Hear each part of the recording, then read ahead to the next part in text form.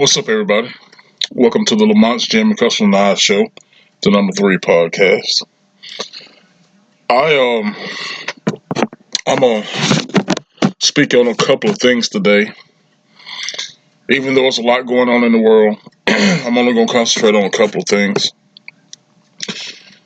First, having to do with college sports.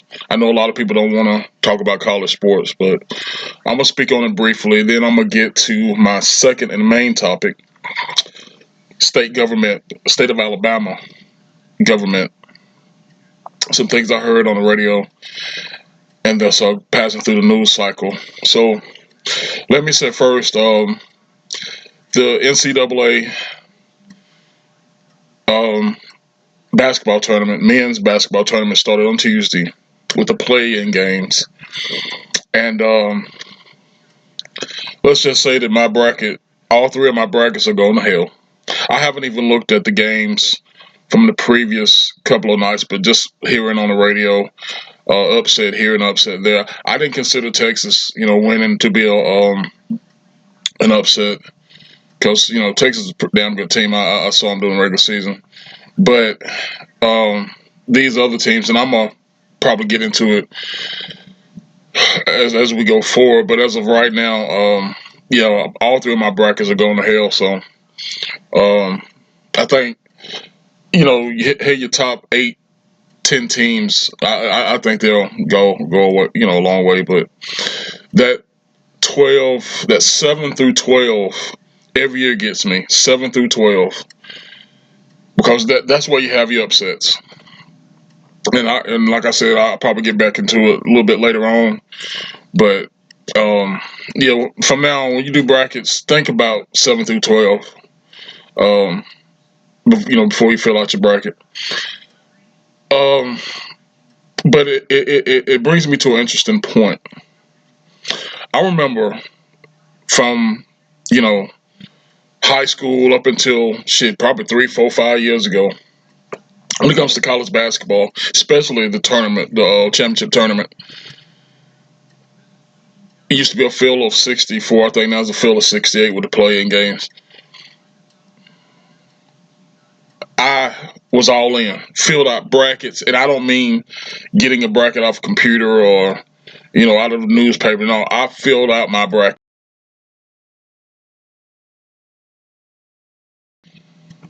So I don't know if the interest has went down for me. Because listen, I don't fill out 3 brackets, but I don't know, the oomph of back in the day, man, when you March Madness, man. Coming out of February, going into March, you was like, yeah, March Madness, baby, that's what it's all about when it comes to basketball. And you can say the same with football for me. Hey, listen, you know my history. I always played football since I was 3, 4 years old. Football was a part of my family, part of my passion, part of my every being. My DNA had a damn football trait to it. But I don't know. It's just something these days. I watch, high school. If I got an interest, I watch maybe an NFL game every now and then. But college, that's where my passion lied, and it's just so hard to watch these days, man. And it's got a lot to do with the NIL and transfer portal and that type of thing. But just the atmosphere around college sports right now is toxic. And I can't be the only person in the world that this is affecting. I can't be. It's got to be other people that had the passion that I had, that I have, or had. That's just appalled. I mean, it's got to be somebody else. But anyway, it's March Madness, and I ain't 100% feeling it, but it is what it is. I hope you guys are feeling it. I hope you guys have got the passion. Because listen, I know there's a lot of money being passed around, but these young men, they still have skills. If you take the money and the bull crap away, they still doing what we did, and they still doing what the young men and folks did before we did it. So it's just circles now, but yeah, you got to support the kids. Anyway, this is my main topic. So coming to work, listen to the news, and I heard something that is just down outright unbelievable. So in the state of Alabama, don't know if it works like this with all state governments, but in the state of Alabama, somewhere around in January, going into February, the legislature in Montgomery meets. They pretty much set the budget for the next fiscal year. Create a few laws here and there, worthless laws. But pretty much, they spend maybe 2 months, maybe going into, 2.5 months on legislating the budget for the next fiscal year and a handful of laws. Two of the main focuses for this legislative session is excuse me, these allergies killing me. Um, in order to vote in a Republican primary, or just to vote, you have to identify what your political affiliation is. If you're voting in a Republican primary, you got to be a registered Republican. If you vote in a Democratic primary, you got to be a registered Democrat. And of course, you know what I'm going to say. These low down, dirty Democrats are against it. Why? Why?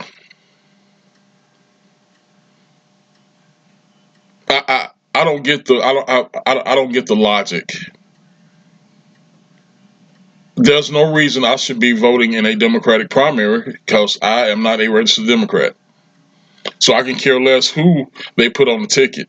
I'm focusing on the right side of the ticket and who we put in place.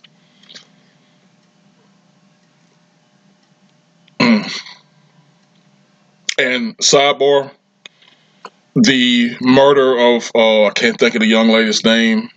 I think she was either a UAB or Auburn student. About 2, 3, 4 years ago, she was murdered. Her body was found in Macon County, Alabama.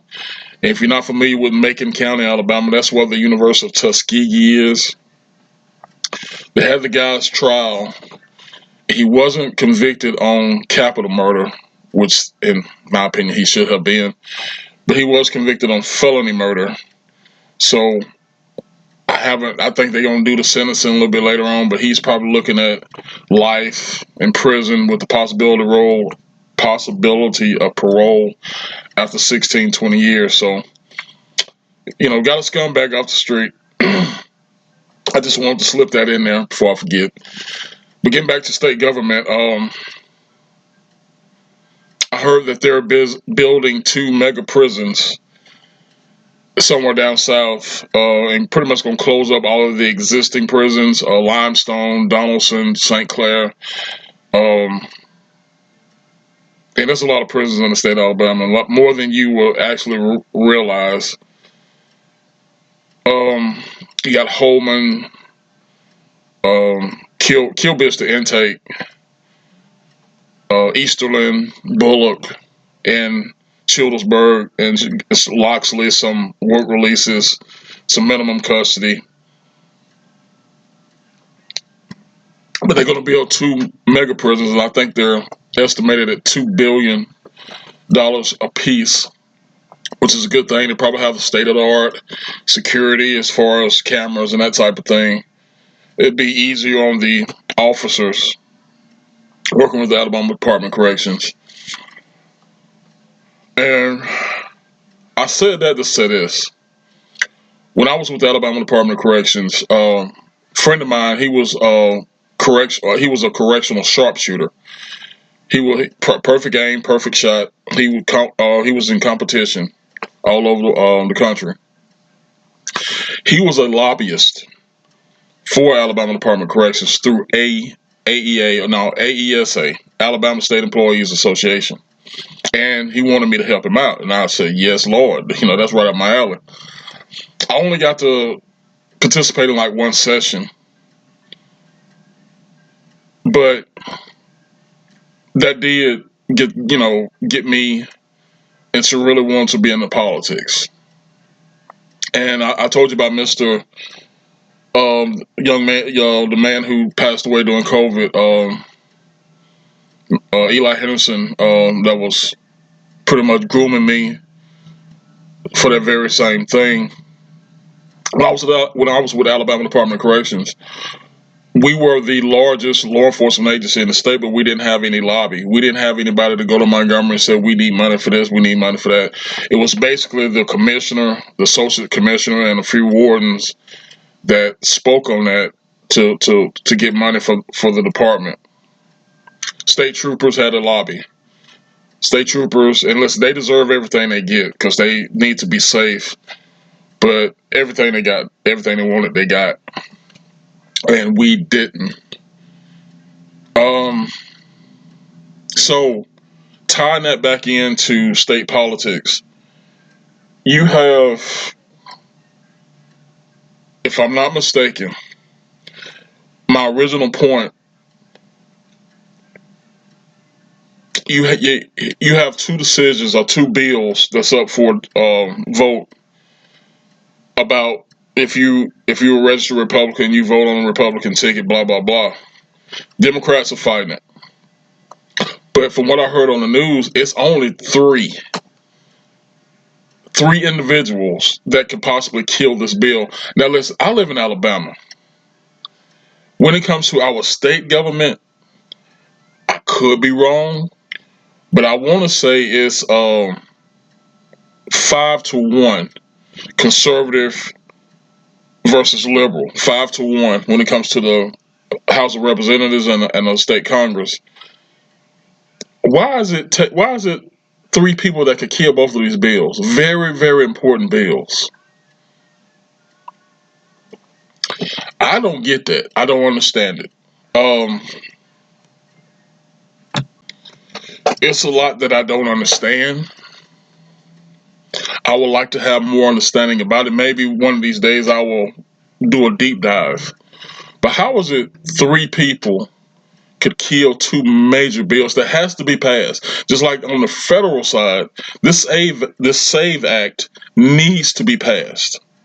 No ifs, ands, or buts. It needs to be passed. So I'm thinking, is it the same or similar to the federal level where you got to have 60 votes in Congress? Well, with the senators in the Senate, and these three people could kill that as far as the state Senate. Because I think on the federal side, on the House of Representatives, it passed. I think, and it's just waiting on the vote from the Senate floor and the president's signature. So I can only assume. If I'm wrong, tell me. Give me a little bit of feedback. I just don't understand it because these bills need to be passed statewide. I told you on previous podcasts, your local and state elections are the most important in your life. When you go vote for senators federally, representatives, House representatives federally, the president federally, that's very important. Very important. Very, very important.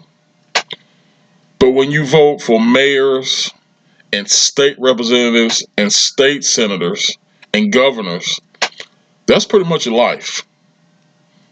They dictate how your money gonna flow when you go to the grocery store. Case in point, don't want to get sidetracked, but where I'm at right now, if I go to a local gas station or a grocery store, Dollar General, and I got a $10 bill, and I purchase $6 or less, I'm purchasing something worth at least $5. that six and change is pretty much taxes. If I go right down the road to Oxford, or go right up the road the opposite way to Douglasville or Atlanta, that $10 bill is basically worthless because the taxes are higher in Oxford and they're three times higher in Douglasville and Atlanta. That $10 bill is basically worthless. So that's why I tell you, you're now listen. And I live in the city of Oxford, and that $10 bill may be worthless, but when you have garbage pickup that you don't have to pay for, trash and debris pickup when you don't have to pay for it, and other services, you have top-notch police service, top-notch ambulance and fire and rescue, top-notch, then it's worth it. Over here in Georgia, I have no clue. Living in Georgia to me is no different. Well, at least this part of Georgia, Atlanta, Douglasville, is no different than living in Chicago, Los Angeles, or New York. And I'm not talking about the crime. I'm talking about the amount of money that you have to make to be above poverty level, period. So that's why it's very important for us to pay attention to our local and state governments. You know, as the week is coming to an end, as I think spring has ended. I'm sorry, the winter has ended and we're into spring now.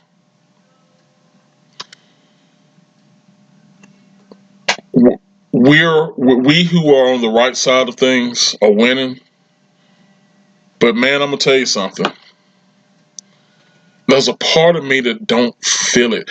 I'm talking about state government right now. I don't feel the win. I'm talking about college sports right now. I don't feel the win. That could be just me, and I'm a weirdo. Federally, this country, we're winning. Ain't no doubt about it. We are winning. We're up against foreign allies, domestic allies, domestic terrorists, but we're winning. I just don't feel it. We should be jumping for joy, dude. We should be celebrating in the street.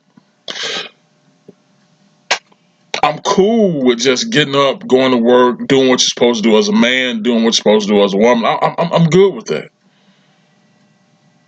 But even those who claim to be on my side, claim to be Christian, claim to be conservative, I just don't feel it. And we should be feeling it. But then again, it is what it is, man. But that's pretty much it. I will, at a later date, come back to the NCAA tournament. Even though my brackets are gone, it is March Madness, and still got some interest in it. So we're gonna come back to that on a later date, maybe the weekend, after all is said and done with the first round. But as of right now, man, I appreciate you guys. I love you. You guys stay blessed, and as always, in the name of the Father, the Son, and the Holy Spirit. I'll see you next time.